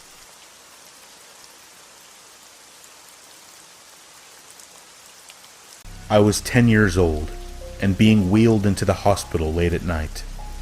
Once I was inside, I remember the doctor telling my parents that I had pneumonia, and my mom started to cry. Those are the only things I remember about my visit up until I was left alone on the first night. I have no idea what time it was when this occurred, but probably very late. Everyone else in the rooms around me were sleeping, and so was I, until I heard something. I was facing the center of the room when I opened my eyes. I heard someone's shoes squeaking on the floor outside my hospital room. I turned over and saw a nurse walk by, but she had walked out of my vision, past my window before I could see her face. About 2 seconds passed, and then I saw her walk by again. This is when my heart stopped beating because of what exactly I saw. She was walking by at a very fast pace and was looking at me through the window in an exaggerated stare, meaning she was walking by, but her head turned completely to the right side as she did, not able to see in front of her as she walked, and just staring at me. Very quickly she was out of sight again, and then suddenly she started walking by again, in the opposite direction. She was walking back and forth in front of my window. This time her head turned completely to the left, again, staring into my eyes. She had brown hair that was messy, and she looked insane. On this pass, I noticed that her eyes were opened very wide. At this point, I thought my heart would explode because of how it was beating and how scared I was. Nobody else was in sight. When she walked out of my vision, 2 seconds later, she was walking by again, every time her head turned to the side looking at me. I remember thinking, even at 10 years old, that something about her was very wrong. I didn't move a muscle and could do nothing except just watch this incredibly scary woman walk back and forth in front of my window. One of the times she walked by, she was smiling, a huge, sickening smile that made tears well up in my eyes.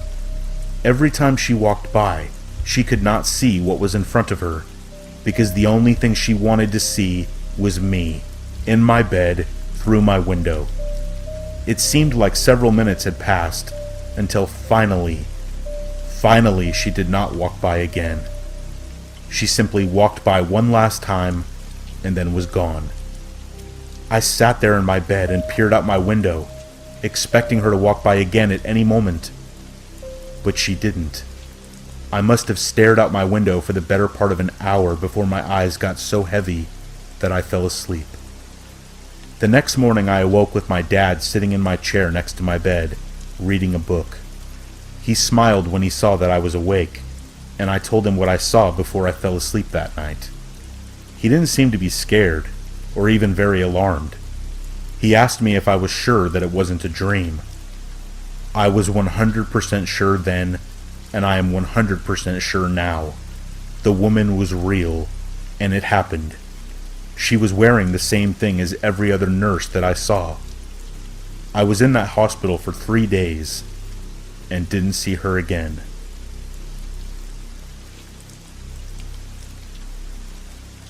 I started work as a mailman a few months ago, and just last week, I had an extremely bad experience.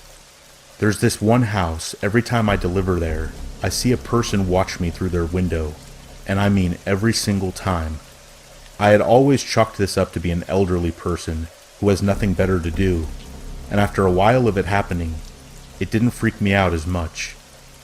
One day, though, I had to finish delivering mail on another carrier's route that had an emergency and had to stop early.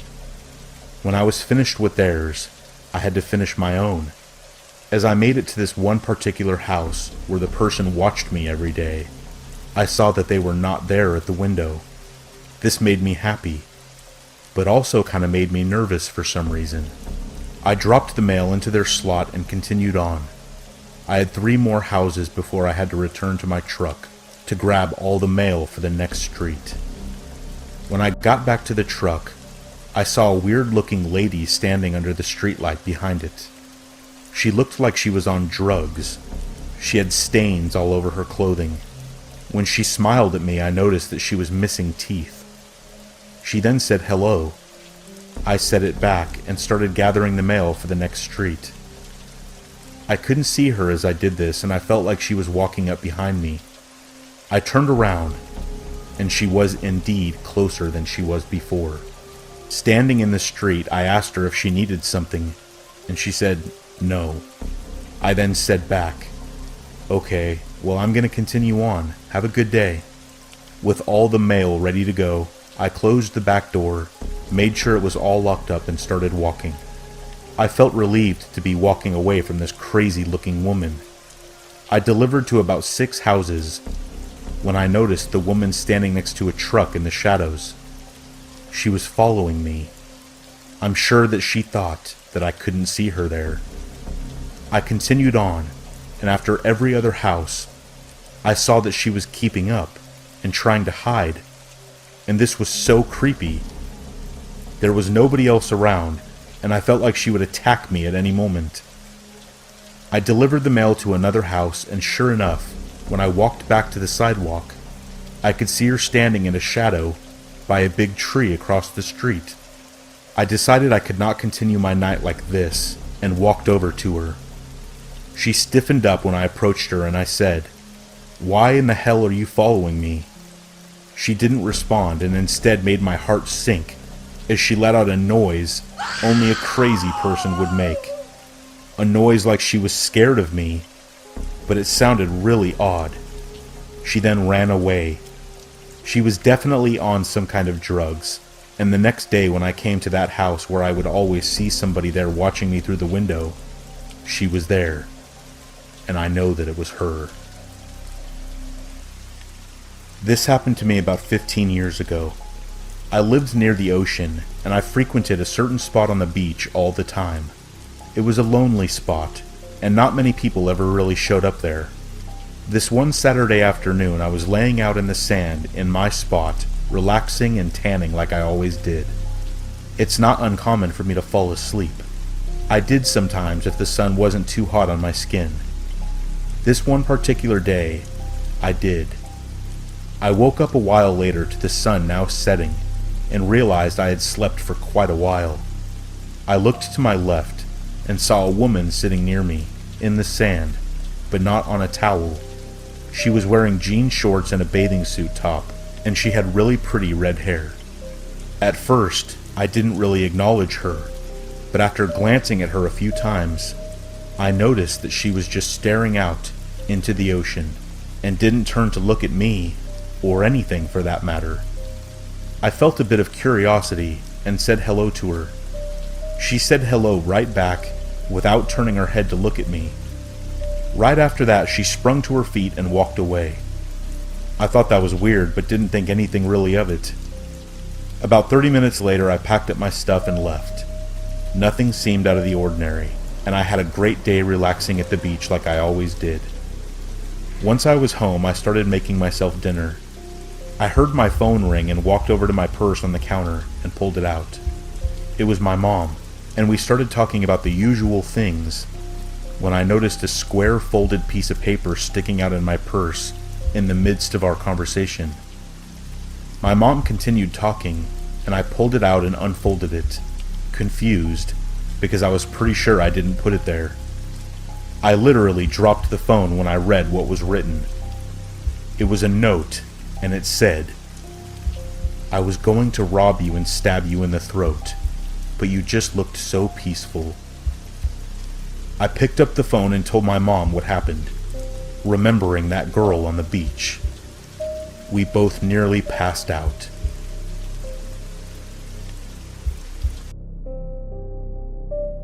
The following story happened when I was 16, and still to this day, I reflect on it from time to time. A bit of background. I live in Australia, and live reasonably close to a Royal National Park, where this story takes place. If you aren't familiar with the park, it is a large area over 100 kilometers in space, with winding roads and nothing but brushland that are quite fun to drive through. On a night like any other, I was doing just that. I was a passenger in my friend Ash's car, and my brother Lucas was with us. It was approximately 1 a.m., and we were driving deeper into the park as we had done hundreds of times before.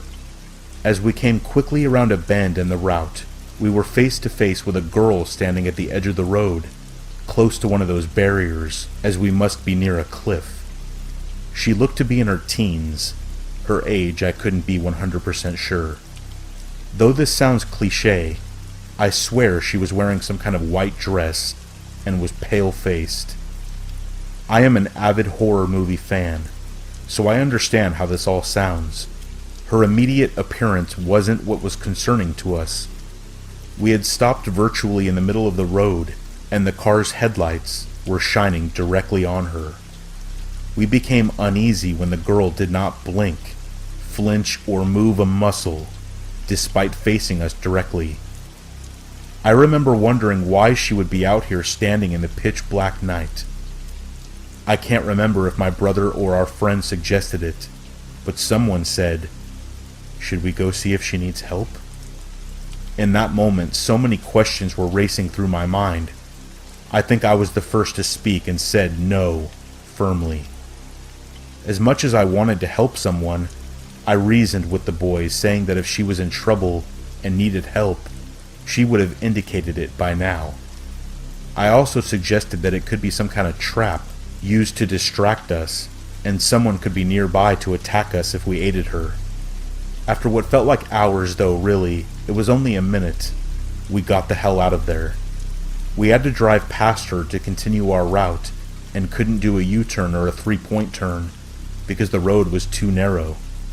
As we drove past her, I was in the back seat and turned my head to watch her. I still get chills when I think about this, but that girl's head turned slowly in sync with the car's movements and watched us drive away. I kept my eyes on her, and still she did not blink or move as the light around her started to dim until she was in the darkness once again, and I could no longer see her face. Oddly enough, the three of us didn't mention it the next day or for a very long time. At least I don't remember having a conversation about it with Lucas. It was only a few years later, when I had started to question if I had dreamed it, when I asked my brother and our friend if they remembered that night. To my horror, and somewhat relief, they did. They recalled the details as I had recalled them, so I knew it was real. Over the years I have wondered what became of her. I regret not going to the police, and you may ask why I would even go to the police if she had done nothing wrong. Truth be told, there are no residents that deep in the park, and she was a good hour's walk or so from the nearest highway. I have gone back to the park several times since, specifically to try to find the girl or see if there would be a common occurrence. I have researched online for any clues as to who she might have been. On one drive when I was searching, I said to a friend of mine, Nick, who was happy to come along, that there could be bodies in the brush and no one would know. A week after I said this, the dead body of a man was found a few feet away from the road in the brush by a motorist who had stopped to relieve himself.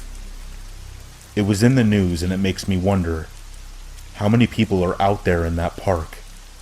But most of all, who was that girl that we saw that night?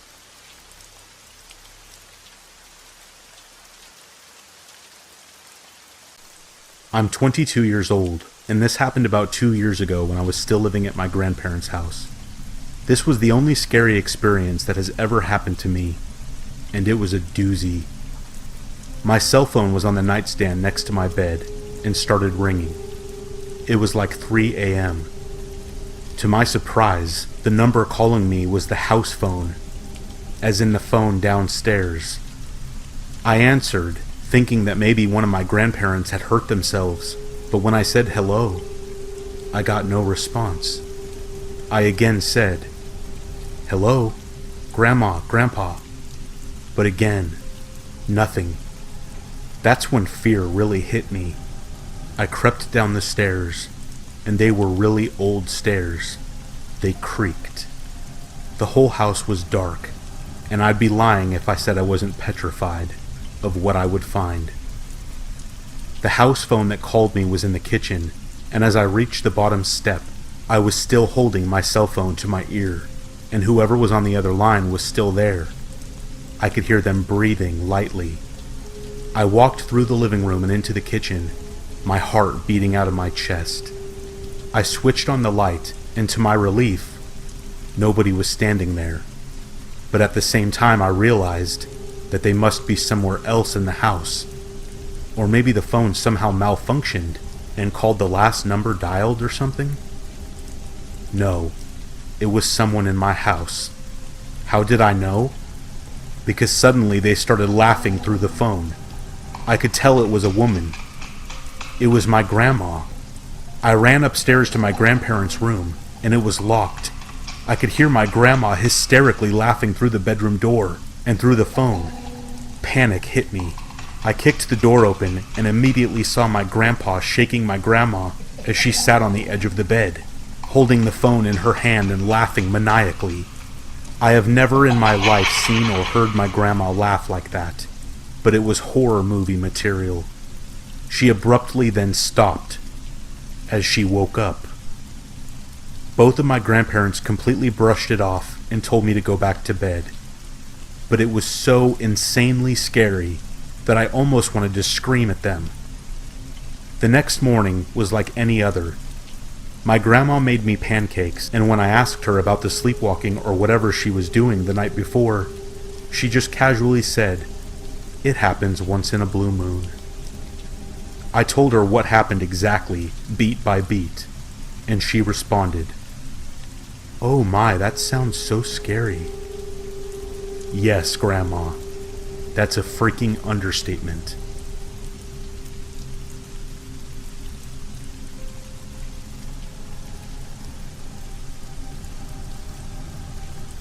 One time, I drove back to college after Christmas, but before the winter break was over, so I was the first of my roommates to get back to the house that we were renting. Our house was in a pretty isolated spot on the outskirts of a town in upstate New York. I pulled into the driveway behind the house, went to the trunk, and grabbed one of my bags, and then ran inside because I had to use the bathroom so badly. I had been on the road for over 5 hours. I was inside the house using the bathroom for maybe 5 minutes. Afterwards, I went back outside to get the rest of my stuff from the car, and there were footprints in the snow all around it. Now, as I said, I was alone in the middle of nowhere. The only set of footprints should have been mine, from where I had gotten out of the car on the driver's side, walked to the trunk, and then walked to the back door. Yet now, there was another set of footprints circling the car, and then leading into the woods at the back of the property. It appeared that the footprints had originally come from the woods as well. I had left my trunk open while I was inside, because I assumed I was alone, and nothing had been taken. But someone had seen me arrive. They came out of the woods, circled my car, and then returned to the woods.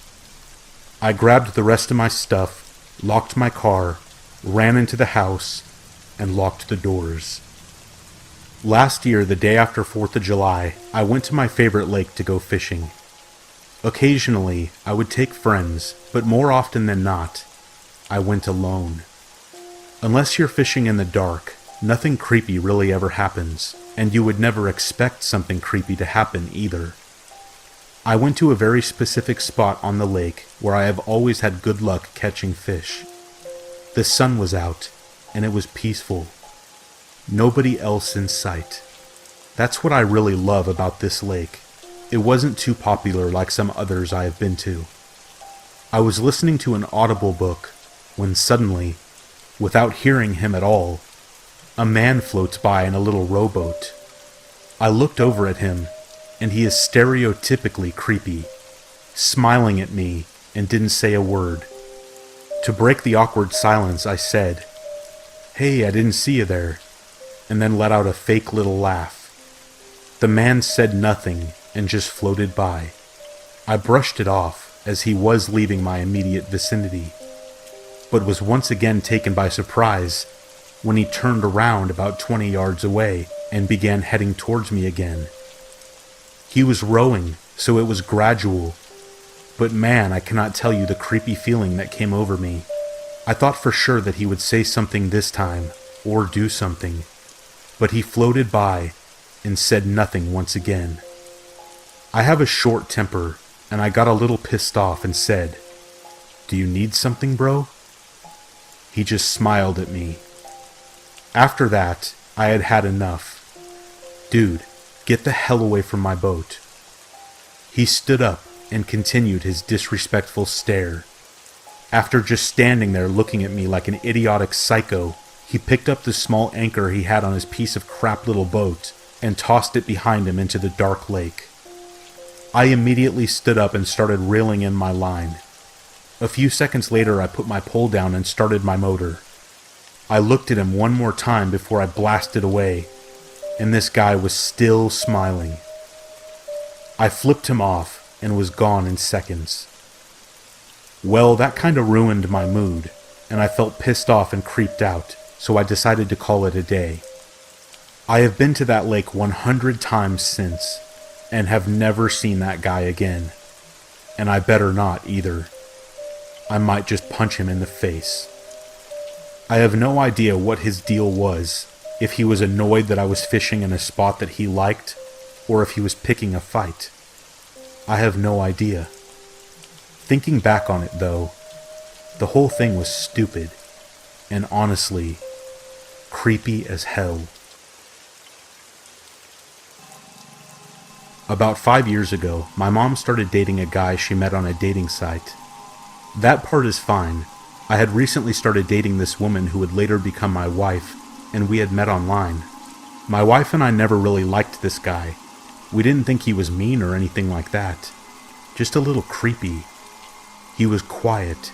He kept his eyes closed a lot, and occasionally said odd things, like offering my wife a chocolate, and then popping one in his mouth, closing his eyes, and moaning as he let it melt in his mouth.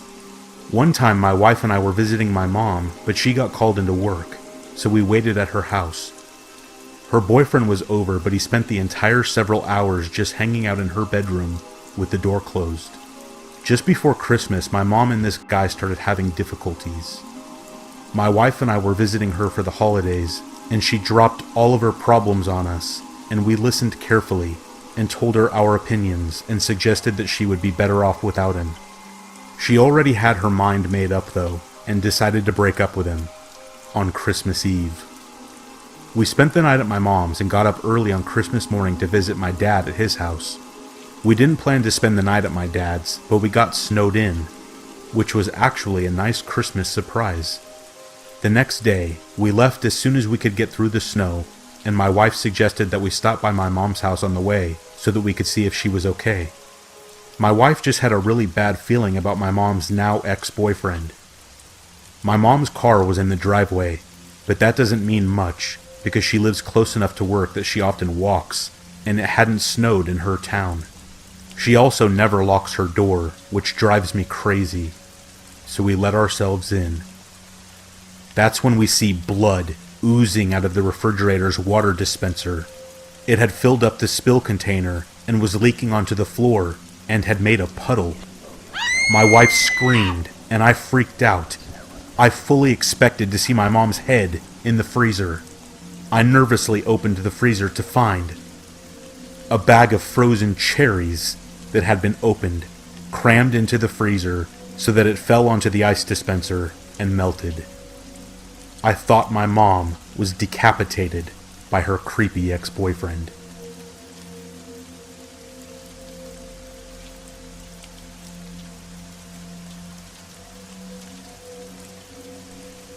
A few years back, I lived with my mother and German Shepherd in a 2-bedroom rented townhome. I got home from work one day and went about my daily routine. When it came time to eat dinner, I knocked on my mom's door to come and eat. I smelled cigarette smoke and heard her grunt a response, so I went back down and ate alone. Fast forward to about 2 a.m. I am awoken by someone holding my hand and gently shaking it. I immediately shoot straight up and look around. My dog, who is overly protective and sleeps with me every single night, isn't in bed. She isn't even in the room. She most definitely was on my bed when I went to sleep. I sleep with the bedroom door shut and locked. She is scratching at my closed and locked bedroom door from the hallway. Frantic, I bolt for the door, let her in, and she is searching the whole room. I'm now yelling for my mother. No answer. I force my dog to walk down the hallway with me. I still smell cigarette smoke. I bang on my mom's door.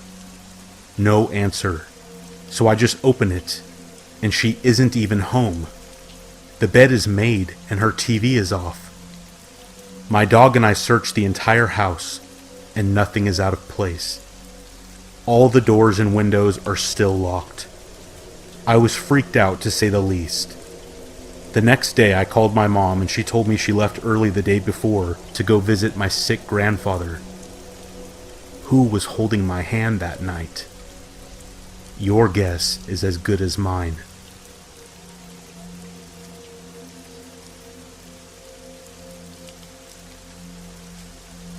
I used to have a penchant for wandering around abandoned buildings when I was in high school. One time a friend and I decided that it would be a good idea to explore a farmstead that hadn't been in use for years. The whole experience was really bizarre. The farmstead was accessible by a long gravel road that brought you to a cluster of dilapidated buildings around a central barn. We parked at the end of the gravel road near the turnoff to the main road so we could walk around the property and just pull out quickly later. We went into the barn first, and there were deer bones arranged in a circle around the skull, and a bunch of blankets and wood stacked in a corner of the room. We thought it was really cultish and weird, so we left and started walking back to the car. Halfway down the gravel road, we heard crunching, heavy footsteps, and someone screeching behind us. Blood-curdling screeching. We sprinted back to my car and tried to peel out of there as fast as possible, but it had snowed the night prior, and my back tire was stuck in a puddle of melted snow. My friend was screaming because she was so freaked out, but wouldn't turn to look at the path behind us. By the time I had gotten the car unstuck, she turned around to see if there was someone following us, and there was no one there. It could have been a bird or something, but we both swear up and down to this day that someone was following us. I really thought I was going to die that day.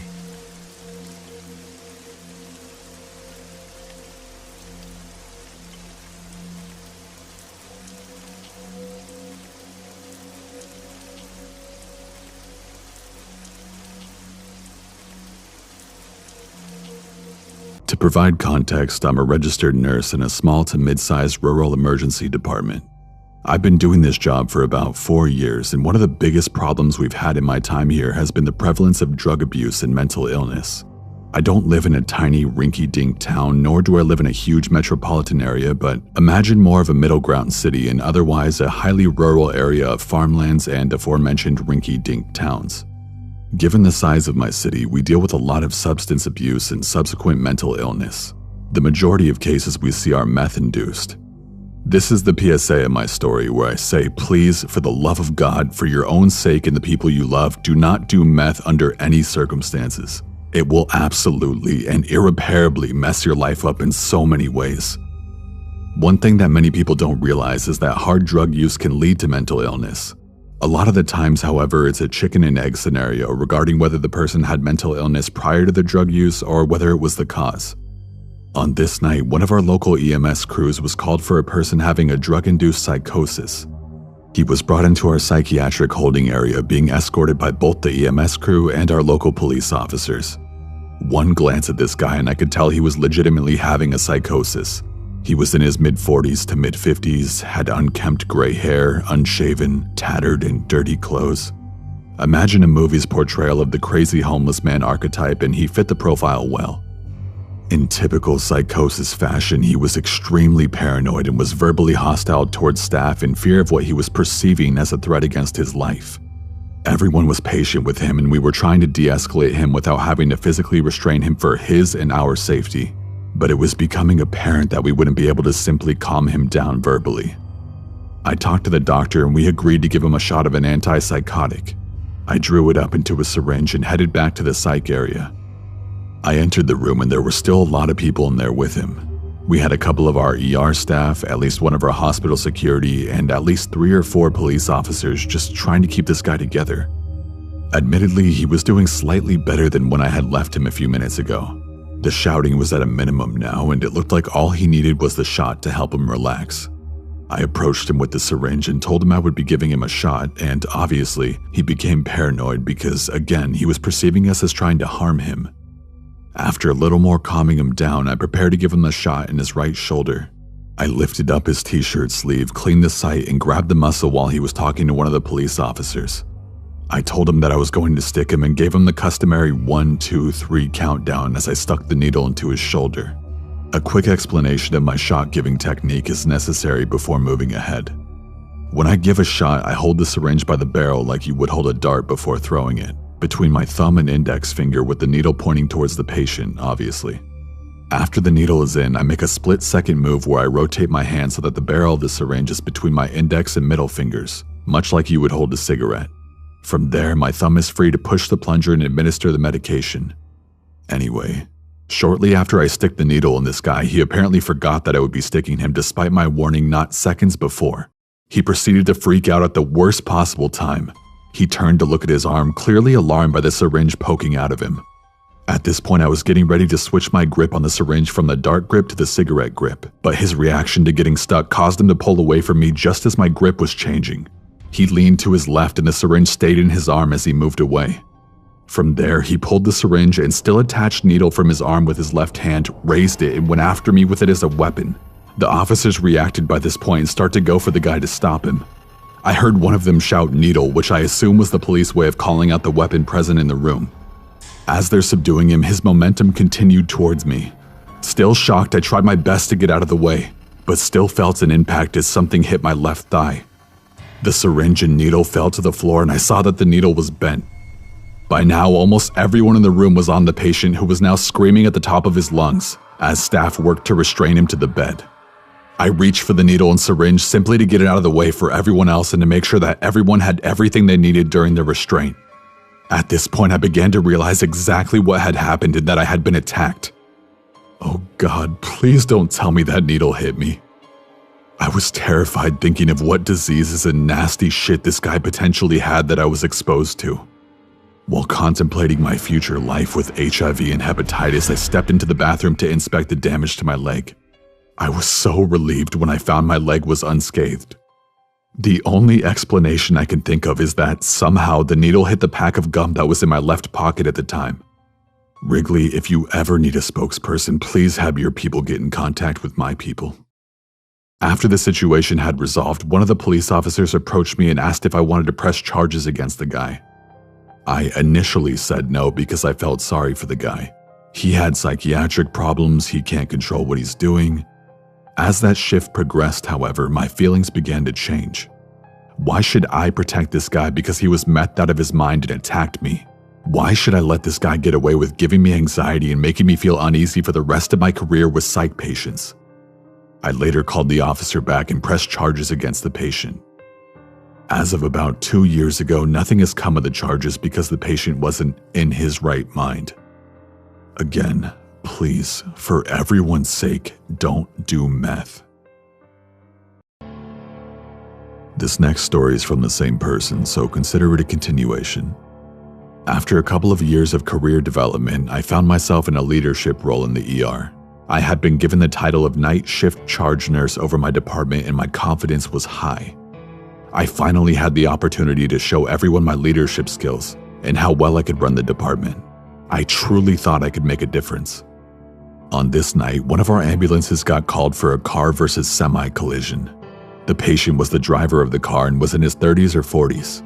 The medics in the ambulance mentioned that the collision may have been intentional as a suicide attempt. There was no obvious injuries that I noted when he first arrived and he appeared to be calm. When I saw that the situation was under control, I stepped back and looked over the rest of the department. I didn't hear anything about him for the rest of the time that he was there.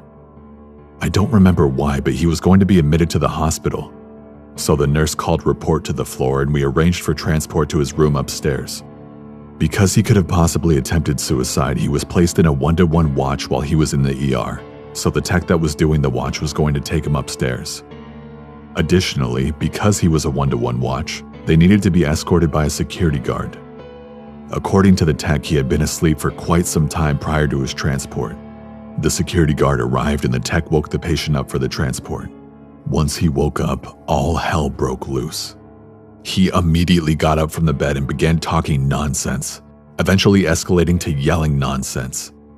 With my workstation being right outside the room, I got up and went straight into the room. When I entered through the curtain, I saw the tech and the security guard standing opposite of the guy trying to talk him down. At this point, the guy was standing in the middle of the room, bare-ass naked, and had ripped out his IV. His posturing was threatening and things looked like it would get violent unless the situation diffused. The security guard immediately called for backup and calmly tried to approach the patient. It was at this point that the guy attacked the guard by punching him in the face. The patient continued to go after the guard, but the guard managed to get him pinned against some cabinets in the room. I stepped up to try to hold the patient's arms back. I yelled for the secretary at the nurse's station to call the police. Not long afterward, the other security guard arrived and tried to help. To paint a better picture, the patient is standing with his back against a counter in some cabinets, still yelling nonsensically in his psychotic tangent. Security guard 1 is bear hugging him around his chest and abdomen, much like a football tackle. I'm standing by the patient's side between him and the door, doing my best to hold his arms back from hitting anybody else. Enter the second guard, who approached the patient from the front and was trying to see what he could do to help. He unfortunately got too close, and the patient saw an opportunity. He cocked his head back in a split second and headbutted the second guard in the face with full force. The patient's head struck the guard right above his brow, which immediately split open and began dripping blood. That loud, dull thud of bare skull-on-skull contact is a sickening sound that I will never forget. Immediately following that, we got the patient's feet out from under him and brought him down to the floor. The security guard with his head gashed open was still trying to help us and was dripping blood all over the floor and the patient. By this time, other people had heard the commotion and came to help. The secretary had called 911 and we were just waiting on the police to get there. All we had to do was keep this guy held down. Granted, this was about an average-sized guy, but he was still quite the fighter. We simply were unable to hold him down on the ground by his limbs, so I ended up kneeling with my entire weight onto his back to keep him down. Again, my entire 250-pound frame was kneeling with my entire weight on this guy's back and was barely phasing him. He kept shouting for his little buddy to come save him so that they could run away to Alaska or something like that. When I think back on the situation, it was honestly kinda sad. This guy was clearly having a psychotic episode and didn't intentionally try to harm us. But in that moment, all I felt was rage. White, hot, boiling rage for what he did to my coworkers and friends. If I knew there wouldn't be any repercussions for my actions, I can't say that I wouldn't have beaten the absolute piss out of the guy in the moment. After the police arrived, we were able to get the patient restrained to the bed and sedated him without any issue. Once the situation was more under control, we registered both of the security guards for treatment. The first guard had no injuries and the other guard had his wound stitched up. Other than the wound on his head and being slightly dazed, he was fine. No one else was injured during the event. Shortly after I walked out of the room, the gravity of what had just happened hit me really hard. I quickly made my way to an empty room and closed the door before I absolutely lost it. I sobbed as silently as I could as I contemplated what had just happened. This guy had just gone full-blown apeshit on us and there was absolutely nothing I could do. I was the leader of these people, and they were put into a dangerous situation in what is supposed to be one of the safest places in the community. One of my responsibilities was to keep things under control and I had just messed that up in a major way. Maybe I wasn't as capable of doing this job as I thought. I took a few minutes to let my emotions run their course and collected myself before heading back out to finish the shift. Not long after that incident, I stepped down from being a charge nurse, both for reasons related and unrelated to these events. I've since gone back to being a regular staff nurse in the ER, and I honestly prefer that. I haven't gone back to the charge nurse role again and most likely never will. I still get anxious before every shift I work, always worrying about what dangerous situation my coworkers and I may face in the ensuing 12-hour shift.